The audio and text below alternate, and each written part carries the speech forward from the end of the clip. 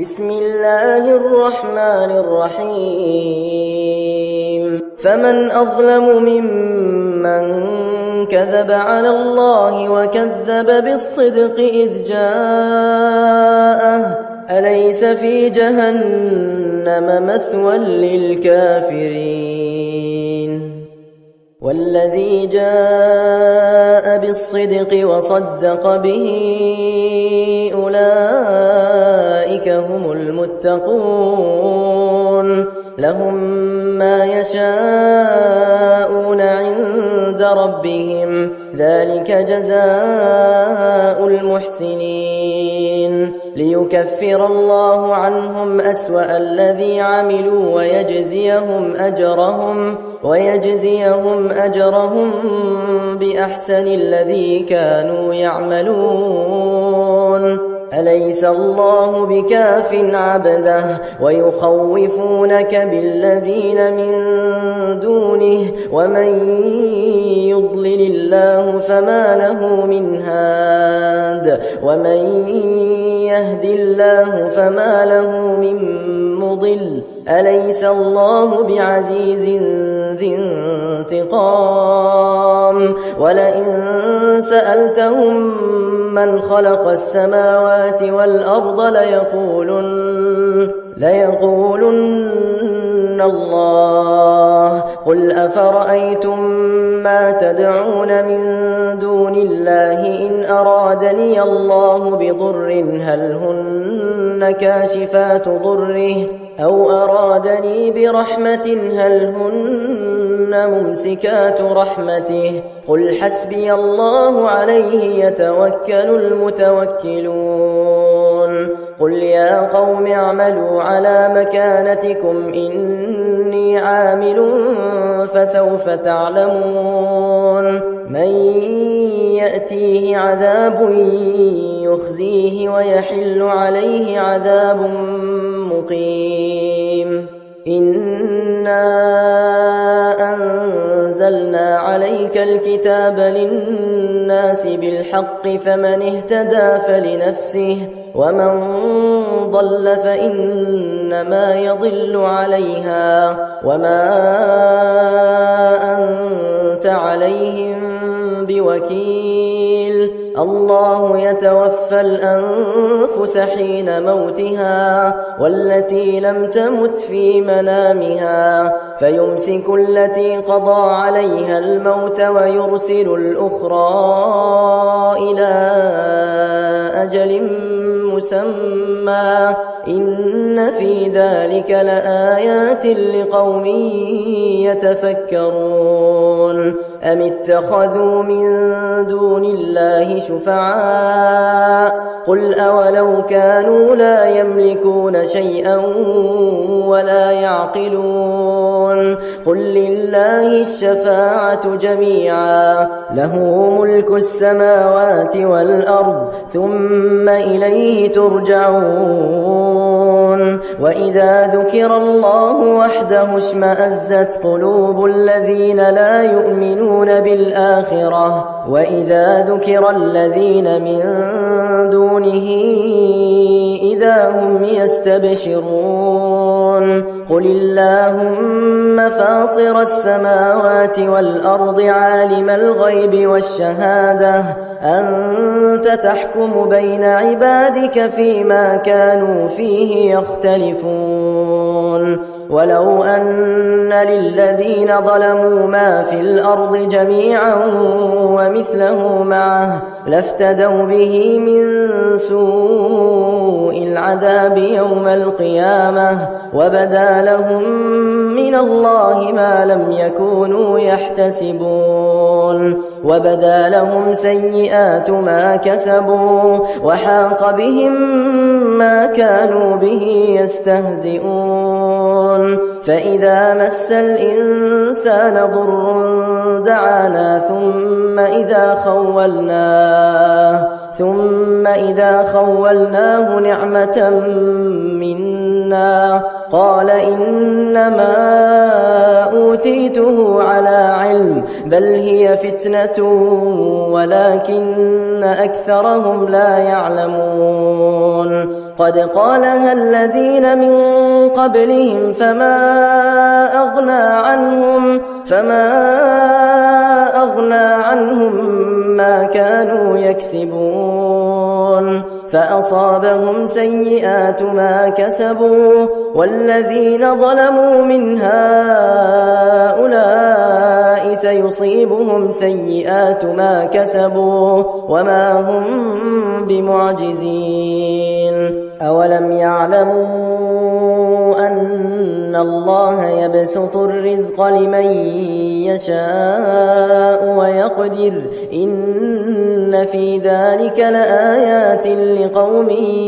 يؤمنون قل يا عبادي الذين أسرفوا على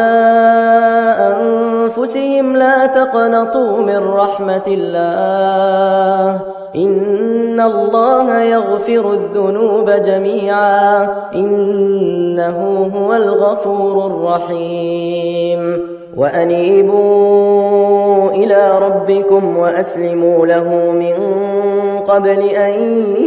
يأتيكم العذاب ثم لا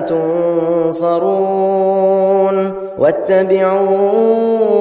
أحسن ما أنزل إليكم من ربكم من قبل أن يأتيكم العذاب بغتة وأنتم لا تشعرون أن تقول نفس يا حسرة على ما فرطت في جنب الله وإن كنت لمن الساخرين أو تقول لو أن الله هداني لكنت من المتقين أو تقول حين ترى العذاب لو أن لي كرة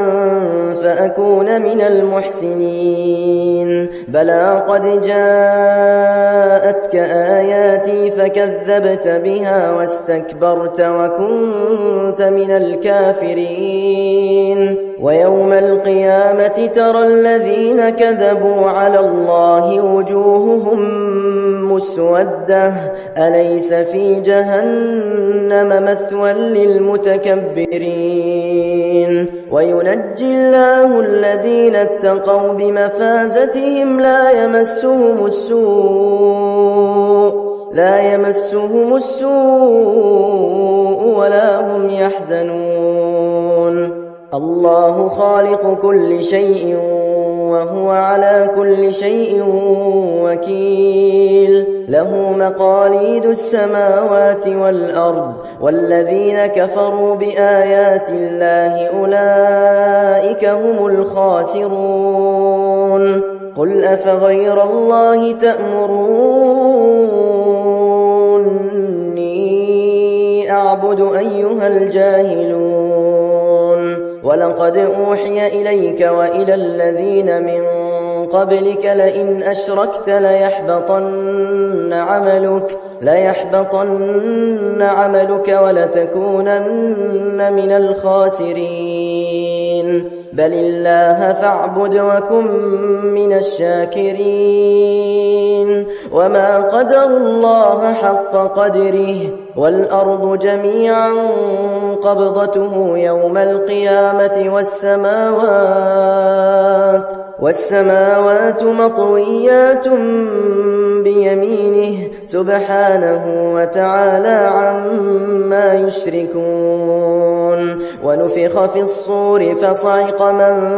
في السماوات ومن في الأرض إلا من شاء الله ثم نفخ فيه أخرى فإذا هم قيام ينظرون وأشرقت الأرض بنور ربها ووضع الكتاب وجيء بالنبيين وجيء بالنبيين والشهداء وقضي بينهم بالحق وهم لا يظلمون ووفيت كل نفس ما عملت وهو أعلم بما يفعلون وسيق الذين كفروا إلى جهنم زمرا حتى إذا جاءوها فتحت أبوابها وقال لهم خزنتها ألم يأتكم رسل منكم يتلون عليكم آيات ربكم وينذرونكم لقاء يومكم هذا قالوا بلى ولكن حقت كلمة العذاب على الكافرين قيل ادخلوا أبواب جهنم خالدين فيها فبئس مثوى المتكبرين وسيق الذين اتقوا ربهم إلى الجنة زمرا حتى إذا جاءوها وفتحت أبوابها وقال لهم خزنتها سلام عليكم طبتم فادخلوها خالدين وقالوا الحمد لله الذي صدقنا وعده وأورثنا الأرض نتبوأ من الجنة حيث نشاء فنعم أجر العاملين وترى الملائكة حافين من حول العرش يسبحون بحمد ربهم وقضي بينهم بالحق وقيل الحمد لله رب العالمين. بسم الله الرحمن الرحيم. حميم.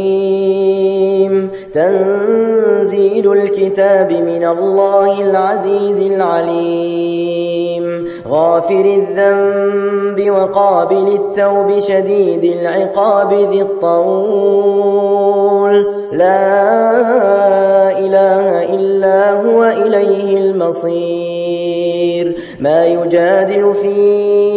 آيات الله إلا الذين كفروا فلا يغررك تقلبهم في البلاد. كذبت قبلهم قوم نوح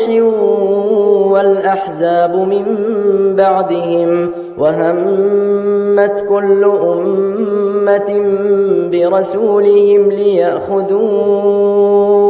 وجادلوا بالباطل ليدحضوا به الحق فأخذتهم فكيف كان عقاب.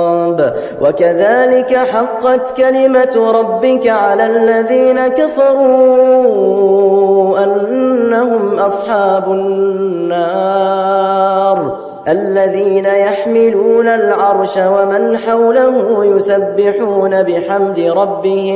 يسبحون بحمد ربهم ويؤمنون به ويستغفرون للذين آمنوا ربنا وسعت كل شيء رحمة وعلما فاغفر للذين تابوا واتبعوا سبيلك وقهم عذاب الجحيم. ربنا وأدخلهم جنات عدن التي وعدتهم ومن صلح من آبائهم وأزواجهم وذرياتهم إنك أنت العزيز الحكيم. وقهم السيئات ومن تق السيئات يومئذ فقد رحمته وذلك هو الفوز العظيم. إن الذين كفروا ينادون تقولون لمقت الله أكبر من مقتكم أنفسكم إذ تدعون إلى الإيمان فتكفرون قالوا ربنا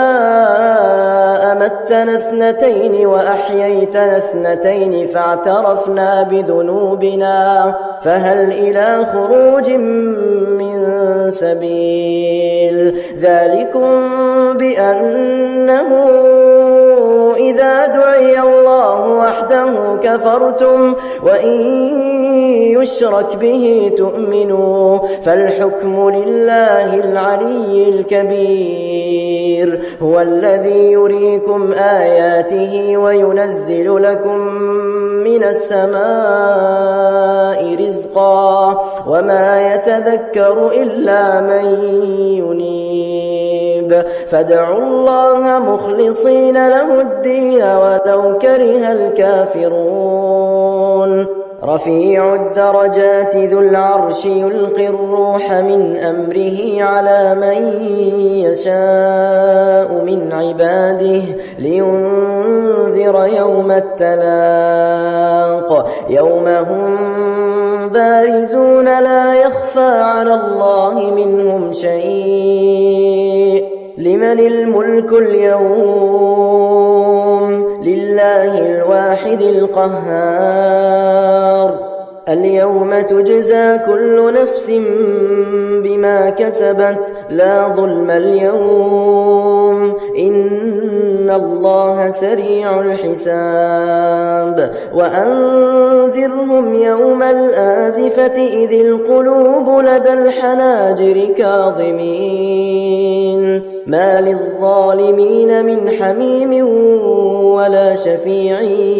يطاع يعلم خائنة الأعين وما تخفي الصدور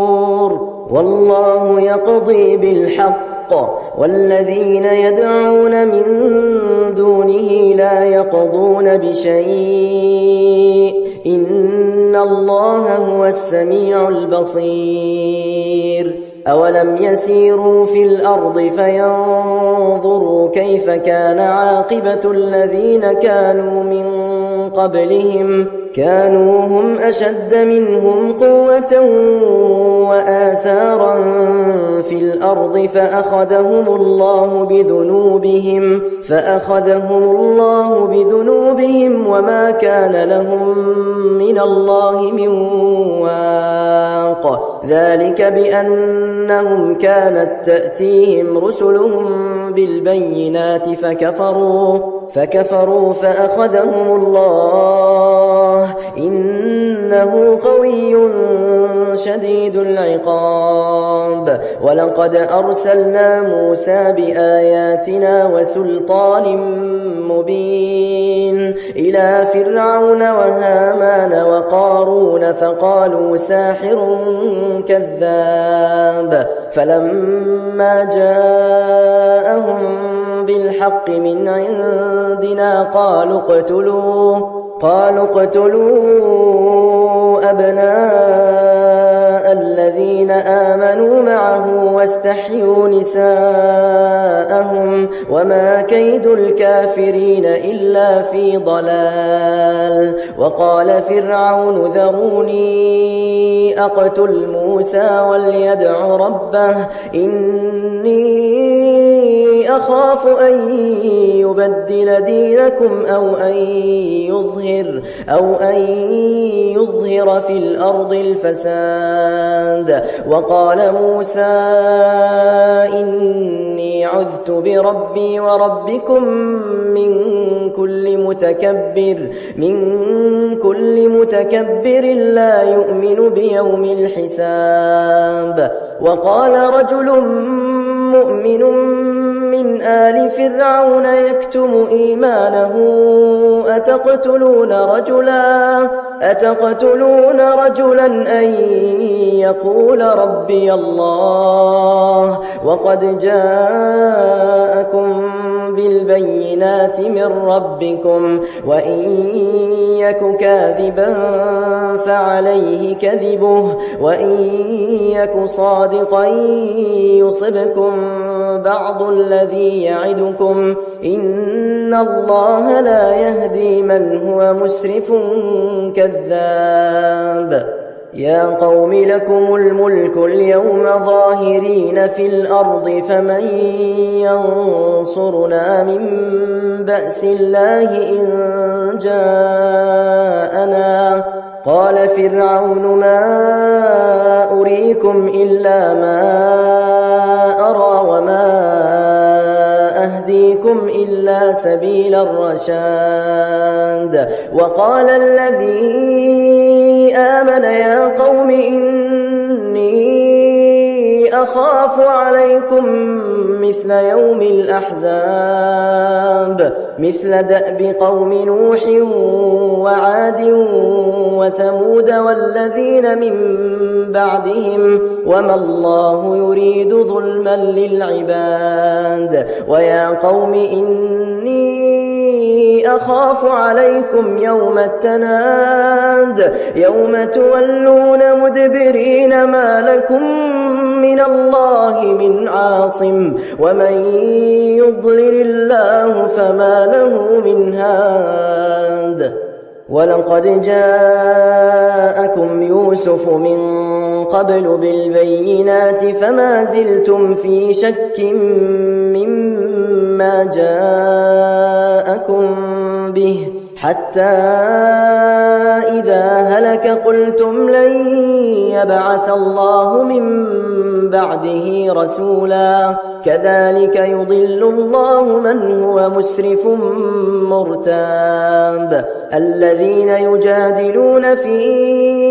آيات الله بغير سلطان أتاهم كبر مقتا عند الله وعند الذين آمنوا كذلك يطبع الله على كل قلب متكبر جبار. وقال فرعون يا هامان ابن لي صرحا لعلي أبلغ أسباب السماوات فأطلع إلى إله موسى وإني لأظنه كاذبا. وكذلك زين لفرعون سوء عمله وصد عن السبيل وما كيد فرعون إلا في تباب. وقال الذي آمن يا قوم اتبعون أهدكم سبيل الرشاد. يا قوم إنما هذه الحياة الدنيا متاع وإن الآخرة هي دار القرار. من عمل سيئة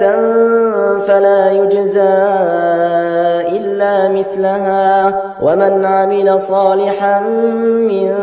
ذكر أو أنثى وهو مؤمن فأولئك يدخلون الجنة يرزقون فيها بغير حساب. ويا قوم ما لي أدعوكم إلى النجاة وتدعونني إلى النار تدعونني لأكفر بالله وأشرك به ما ليس لي به علم وأنا أدعوكم إلى العزيز الغفار. لا جرم أن ما تدعونني إليه ليس له دعوة في الدنيا ولا في الآخرة وأن مردنا إلى الله وأن المسرفين هم أصحاب النار. فستذكرون ما أقول لكم وأفوض أمري إلى الله إن الله بصير بالعباد. فوقاه الله سيئات ما مكروا وحاق بآل فرعون سوء العذاب. النار يعرضون عليها غدوا وعشيا ويوم تقوم الساعة أدخلوا آل فرعون أشد العذاب. وإذ يتحاجون في النار فيقول الضعفاء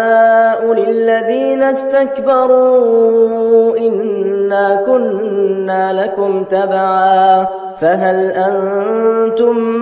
مغنون عنا نصيبا من النار؟ قال الذين استكبروا إنا كل فيها إن الله قد حكم بين العباد. وقال الذين في النار لخزنة جهنم ادعوا ربكم يخفف عنا يوما من العذاب. قالوا أولم تك تأتيكم رسلكم بالبينات قالوا بلى قالوا فادعوا وما دعاء الكافرين إلا في ضلال. إنا لننصر رسلنا والذين آمنوا في الحياة الدنيا ويوم يقوم الأشهاد يوم لا ينفع الظالمين معذرتهم ولهم اللعنة ولهم سوء الدار. ولقد آتينا موسى الهدى وأورثنا بني إسرائيل الكتاب هدى وذكرى لأولي الألباب. فاصبر إن وعد الله حق واستغفر لذنبك وسبح بحمد ربك بالعشي والإبكار. إن الذين يجادلون في آيات الله بغير سلطان أتاهم إن في صدورهم إلا كبر ما هم ببالغيه فاستعذ بالله إنه هو السميع البصير. لخلق السماوات والأرض أكبر من خلق الناس ولكن أكثر الناس لا يعلمون. وما يستوي الأعمى والبصير والذين آمنوا وعملوا الصالحات ولا المسيء قليلا ما تتذكرون. إن الساعة لآتية لا ريب فيها ولكن أكثر الناس لا يؤمنون. وقال ربكم ادعوني أستجب لكم إن الذين يستكبرون عن عبادتي سيدخلون جهنم داخرين. الله الذي جعل لكم الليل لتسكنوا فيه والنهار مبصرا إن الله لذو فضل على الناس ولكن أكثر الناس لا يشكرون. ذلكم الله ربكم خالق كل شيء لا إله إلا هو فأنى تؤفكون. كذلك يؤفك الذين كانوا بآيات الله يجحدون. الله الذي جعل لكم الأرض قرارا والسماء بناء وصوركم فأحسن صوركم ورزقكم من الطيبات ذلكم الله ربكم فتبارك الله رب العالمين هو الحي لا إله إلا هو فادعوه مخلصين له الدين الحمد لله رب العالمين قل إني نهيت أن أعبد الذين تدعون من دون الله لما جاءني البينات من ربي وأمرت أن أسلم لرب العالمين هو الذي خلقكم من تراب ثم من نطفة ثم من علقة ثم يخرجكم طفلا ثم لتبلغوا أشدكم ثم لتكونوا شيوخا ومنكم من يتوفى من قبل ولتبلغوا أجلا مسمى ولعلكم تعقلون هو الذي يحيي ويميت فإذا قضى أمرا فإنما يقول له كن فيكون ألم تر إلى الذين يجادلون في آيات الله أنى يصرفون الذين كذبوا بالكتاب وبما أرسلنا به رسلنا فسوف يعلمون إذ الأغلال في أعناقهم والسلاسل يسحبون في الحميم ثم في النار يسجرون ثم قيل لهم أين ما كنتم تشركون من دون الله قالوا ضلوا عنا بل لم نكن ندعو من قبل شيئا كذلك يضل الله الكافرين ذلكم بما كنتم تفرحون في الأرض بغير الحق وبما كنتم تمرحون ادخلوا أبواب جهنم خالدين فيها فبئس مثوى المتكبرين فاصبر إن وعد الله حق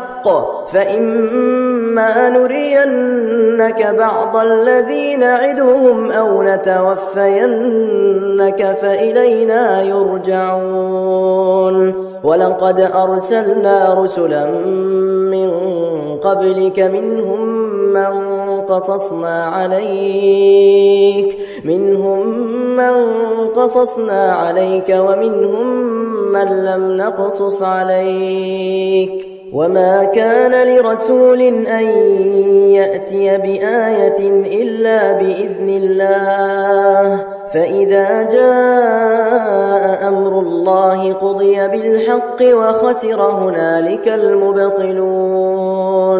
الله الذي جعل لكم الأنعام لتركبوا منها ومنها تأكلون ولكم فيها منافع ولتبلغوا عليها حاجة في صدوركم وعليها وعلى الفلك تحملون ويريكم آياته فأي آيات الله تنكرون أفلم يسيروا في الأرض فينظروا كيف كان عاقبة الذين من قبلهم كانوا أكثر منهم وأشد قوة وآثارا في الأرض فما أغنى عنهم ما كانوا يكسبون فلما جاءتهم رسلهم رسلهم بالبينات فرحوا بما عندهم من العلم وحاق بهم ما كانوا به يستهزئون فلما رأوا بأسنا قالوا آمنا بالله وحده وكفرنا بما كنا به مشركين فلم يك ينفعهم إيمانهم لما رأوا بأسنا سنة الله التي قد خلت في عباده وخسر هنالك الكافرون. بسم الله الرحمن الرحيم. حميم. تنزيل من الرحمن الرحيم. كتاب فصلت آياته قرآنا عربيا لقوم يعلمون بشيرا ونذيرا فأعرض أكثرهم فهم لا يسمعون وقالوا قلوبنا في أكنة مما تدعونا إليه وفي آذاننا وقر ومن بيننا وبينك حجاب فاعمل إننا عاملون. قل إنما أنا بشر مثلكم يوحى إلي أنما إلهكم إله واحد فاستقيموا إليه واستغفروه وويل للمشركين الذين لا يؤتون الزكاة وهم بالآخرة هم كافرون. إن الذين آمنوا وعملوا الصالحات لهم أجر غير ممنون. قل أئنكم لتكفرون بالذي خلق الأرض في يومين وتجعلون له أندادا ذلك رب العالمين. وجعل فيها رواسي من فوقها وبارك فيها وقدر فيها أقواتها في 4 أيام سواء للسائلين. ثم استوى إلى السماء وهي دخان فقال لها وللأرض ائتيا طوعا أو كرها قالتا أتينا طائعين. فقضاهن 7 سماوات في يومين وأوحى في كل سماء أمرها وزينا السماء الدنيا بمصابيح وحفظا ذلك تقدير العزيز العليم. فإن أعرضوا فقل أنذرتكم صاعقة مثل صاعقة عاد وثمود إذ جاءتهم الرسل من بين أيديهم ومن خلفهم ألا تعبدوا إلا الله قالوا لو شاء ربنا لأنزل ملائكة فإنا بما أرسلتم به كافرون. فأما عاد فاستكبروا في الأرض بغير الحق وقالوا من أشد منا قوة أولم يروا أن الله الذي خلقهم هو أشد منهم قوة وكانوا بآياتنا يجحدون. فأرسلنا عليهم ريحا صرصرا في أيام نحسات لنذيقهم عذاب الخزي في الحياة الدنيا ولعذاب الآخرة أخزى وهم لا ينصرون. وأما ثمود فهديناهم فاستحبوا العمى على الهدى فأخذتهم صاعقة العذاب الهون بما كانوا يكسبون. ونجينا الذين آمنوا وكانوا يتقون. ويوم يحشر أعداء الله إلى النار فهم يوزعون حتى إذا ما جاءوها شهد عليهم سمعهم وأبصارهم وجلودهم بما كانوا يعملون. وقالوا لجلودهم لم شهدتم علينا؟ قالوا أنطقنا الله الذي أنطق كل شيء وهو خلقكم أول مرة وإليه ترجعون. وما كنتم تستترون أن يشهد عليكم سمعكم ولا أبصاركم ولا جلودكم ولكن ظننتم أن الله لا يعلم كثيرا مما تعملون. وذلكم ظنكم الذي ظننتم بربكم أرداكم فأصبحتم من الخاسرين. فإن يصبروا فالنار مثوى لهم وإن يستعتبوا فما هم من المعتبين. وقيضنا لهم قرناء فزينوا لهم ما بين أيديهم وما خلفهم وحق عليهم القول في قد خلت من قبلهم من الجن والإنس إنهم كانوا خاسرين. وقال الذين كفروا لا تسمعوا لهذا القرآن والغوا فيه لعلكم تغلبون. فلنذيقن الذين كفروا عذابا شديدا ولنجزينهم أسوأ الذي كانوا يعملون. ذلك جزاء أعداء الله النار لهم فيها دار الخلد جزاء بما كانوا بآياتنا يجحدون. وقال الذين كفروا ربنا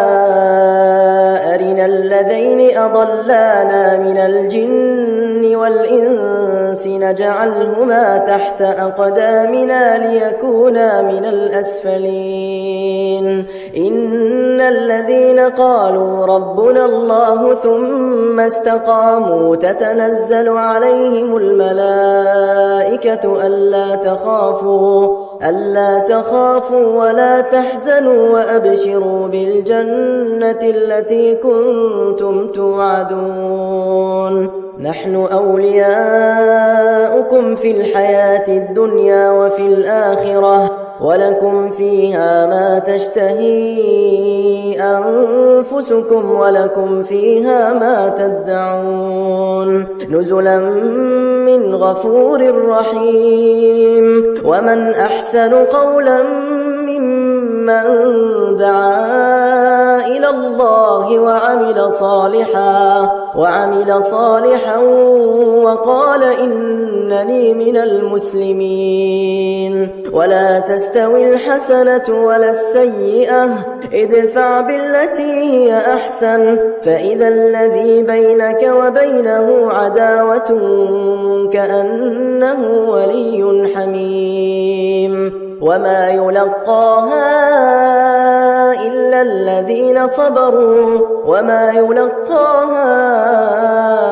إلا ذو حظ عظيم. وإما ينزغنك من الشيطان نزغ فاستعذ بالله إنه هو السميع العليم ومن آياته الليل والنهار والشمس والقمر لا تسجدوا للشمس ولا للقمر واسجدوا لله الذي خلقهن إن كنتم إياه تعبدون فإن استكبروا فالذين عند ربك يسبحون له بالليل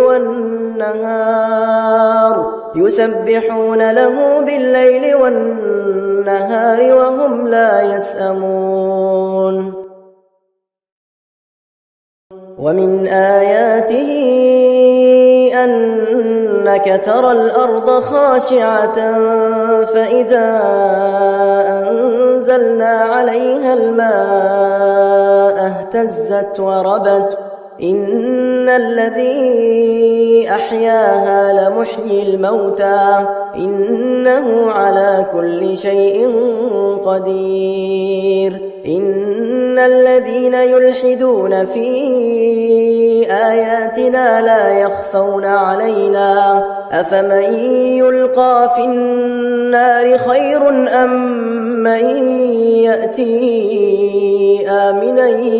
يوم القيامة اعملوا ما شئتم إنه بما تعملون بصير إن الذين كفروا بالذكر لما جاءهم وإنه لكتاب عزيز لا يأتيه الباطل من بين يديه ولا من خلفه تنزيل من حكيم حميد ما يقال لك إلا ما قد قيل للرسل من قبلك إن ربك لذو مغفرة وذو عقاب أليم ولو جعلناه قرآنا أعجميا لقالوا لولا فصلت آياته أعجمي وعربي قل هو للذين آمنوا هدى وشفاء والذين لا يؤمنون في آذانهم وقر وهو عليهم عمى أولئك ينادون من مكان بعيد ولقد آتينا موسى الكتاب فاختلف فيه ولولا كلمة سبقت من ربك لقضي بينهم وإنهم لفي شك منه مريب من عمل صالحا فلنفسه ومن أساء فعليها وما ربك بظلام للعبيد